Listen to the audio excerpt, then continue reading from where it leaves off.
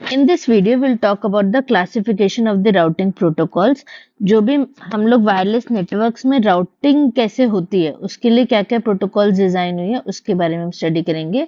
Wired और wireless के अंदर राउटिंग का मेन जो चैलेंज आता है वो ये आता है कि वायरलेस नेटवर्क के अंदर द नोड्स आर मोबाइल। तो जब भी हम कोई भी राउटिंग टेबल या राउटिंग प्रोटोकॉल डिजाइन करेंगे, उसमें हमें इस मोबिलिटी का फैक्टर को कंसीडर करना पड़ेगा। Okay, based on that we have various classification of the routing protocols. So routing protocols के if we see the classification, we have four main categories. सबसे पहला है based on the routing information update mechanism, then based on the use of the temporal information, that is time based information. Third one is the based on the routing topology, and fourth one the based on the utilization of specific resources. इसके further types आते हैं हमारे पास। अगर हम लोग based on the routing information update mechanism, इसमें हमारे तीन कैटेगरी है, प्रोएक्टिव, रिएक्टिव और हाइब्रिड। प्रोएक्टिव को हम टेबल ड्रिवन भी कहते हैं, reactive is also called as on demand protocols और hybrid protocols. These are the most important protocols जो कि सबसे ज्यादा यूज होती हैं। Then based on the temporal information we have two broader categories, एक है past temporal information and the future temporal information. Then in routing we have two categories, flat topology and hierarchical topology. And for the utilization of resources we have power aware and the geographical information assisted routing. अब इनका meaning क्या क्या है एक बार इसे detail में समझते हैं। तो सबसे पहला है based on the routing information update mechanism. What does this mean? इसके अंदर हमारे पास जो भी राउटिंग की इंफॉर्मेशन किस हिसाब से अपडेट हो रही है, उसके बेसिस पर आपकी प्रोटोकॉल जो है वो वर्क करेगी।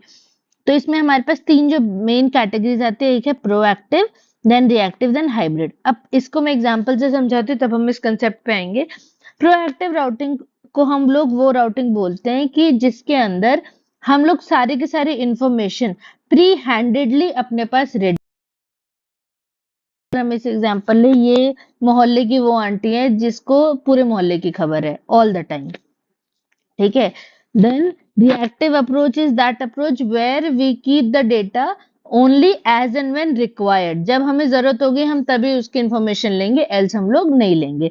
और hybrid is a mix of both, ठीक है। तो प्रोएक्टिव को अगर हम समझे, और the table driven approach, every node maintains the network topology information in the form of routing table by periodically exchanging the routing information every time after a set of well defined time आपकी information जो है वो exchange होती है, ठीक है। और वो कैसे होती है? by using flooding mechanism, ठीक है। अब इससे क्या होगा कि आपके पास हर एक नोड के पास हर दूसरी नोड की सारी इंफॉर्मेशन जो है वो अवेलेबल मिल जाएगी। Then whenever a node require path to the destination, what it will do, it will run an appropriate path running algorithm and find the path to the node, because हर एक node के पास हर दूसरी node का पूरा routing information already available है, because आपकी information periodically exchange हो रही है। सो दिस इज प्रोएक्टिव कि आप प्री हैंडेडली सारी की सारी इंफॉर्मेशन को रेडी रख रहे हैं। Then second one is reactive. Reactive में क्या है? Protocols do not maintain the topology information, इसलिए यहाँ पे टेबल्स का हम लोग नहीं बोलते कि टेबल ड्रिवन है। इसमें क्या करते हैं? They obtain the necessary path as and when required, ठीक है। और वो कैसे करते हैं? By using a connection establishment process, कि जिससे भी मुझे कनेक्ट करना है उसी नोड को हम लोग डेटा भेजेंगे, डेटा पैकेट भेजेंगे, कंट्रोल पैकेट भेजेंगे to connect. Other than that हम किसी और की इंफॉर्मेशन नहीं रखेंगे, ठीक है। तो इसलिए ये प्रोटोकॉल जो है वो पीरियोडिक इंफॉर्मेशन चेंज नहीं करती, जब रिक्वायर्ड होगा तभी चेंज करती है।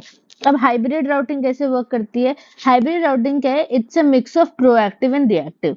What it will do, it will say कि मेरे दो जोन्स बांट लेते हैं, ठीक है। जिस भी जोन तक हम पहुंच सकते हैं उस जोन तक तो ये प्रोएक्टिव रहेंगे, ठीक है।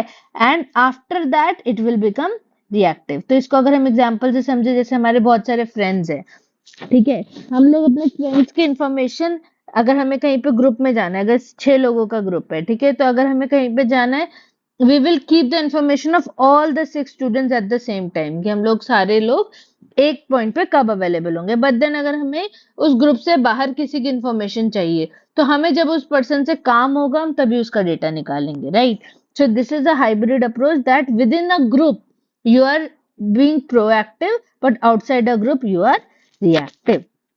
ठीक है, तो वही है, these protocols combine the best features of proactive and reactive nodes within a certain distance or a particular geographical region are said to be within the routing zone, and in this zone they will be table driven or proactive, but then those nodes which are located beyond this zone they are on demand. Okay, so this is based on the routing information. The next category is based on the temporal information, that is the time based information. अब time दो तरीके से होता है, एक तो past और एक है future.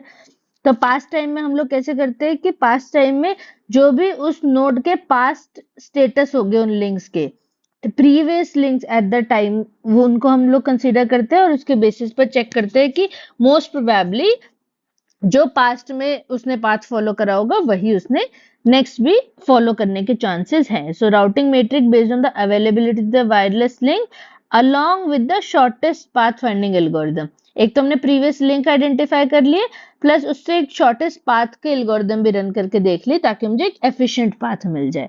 ठीक है, देन फ्यूचर वाले बेस में हम लोग क्या करते हैं, for this what we will do, we'll use the information about the expected future status of the wireless link to make the proper decision.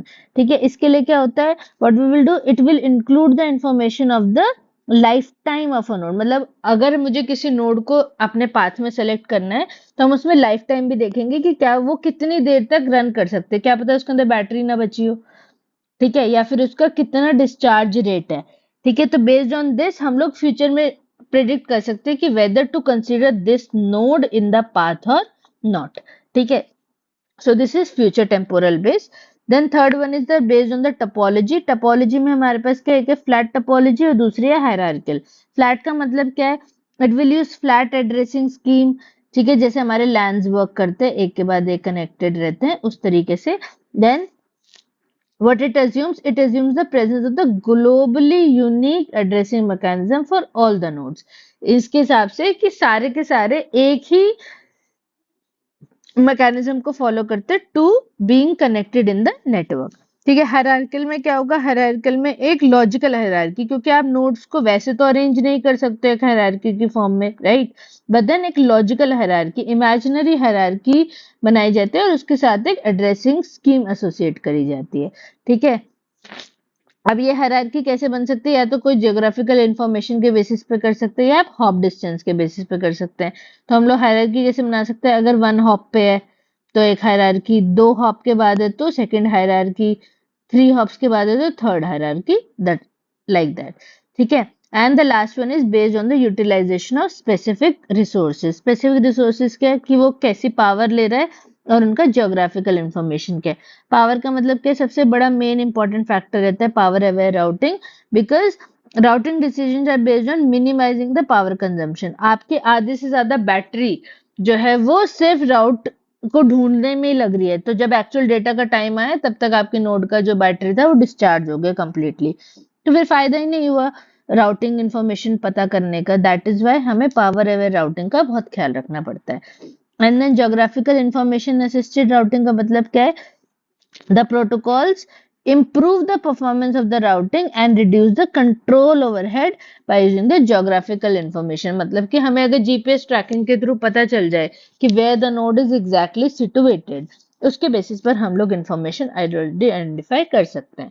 हमारे लिए जो मेन इंपॉर्टेंट है वो है proactive, reactive and hybrid approaches. उसके बारे में हम डिटेल में पढ़ेंगे. इसमें सबसे पहले हमारे टेबल ड्रिवन और द प्रोएक्टिव अप्रोचेस में 3 है. DSGV protocol, which is destination sequence distance vector routing, then WRP protocol, wireless routing protocol and cluster head gateway switch protocol. ये तीनों प्रोटोकॉल को हम फर्दर वीडियो में देखेंगे.